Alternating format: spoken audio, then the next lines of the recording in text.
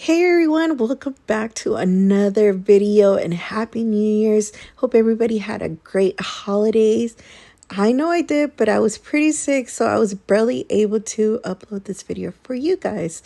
So starting off, I am going to be using Mayor's gel polishes. And I'm going to go in with this beautiful orange color. This is going to be the background color for this nail design. So I was going in for more of like a summer, spring type of nail.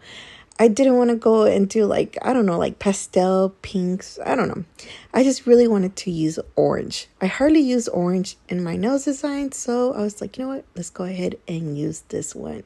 So I was actually inspired by an actual art that I saw on Pinterest. So the art that I create in this nail, it does not belong to me. So I try to make it as close as possible to the actual art.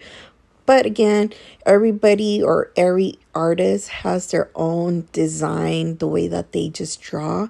It just cannot be copied. That's just my opinion. And I already have my own unique style of drawing. So I always try to kind of add my little style into it. So I'm going to go in with this little sponge. And then I got all these products from Syllaboo. I will leave the link down below in the description box so you guys could go ahead and check it out. You guys can use whatever you have. You don't necessarily need to use this. But I feel like the Aurora nails have been a lot in trend. So I was like, you know what? Let's go ahead and do that trend, but as a background.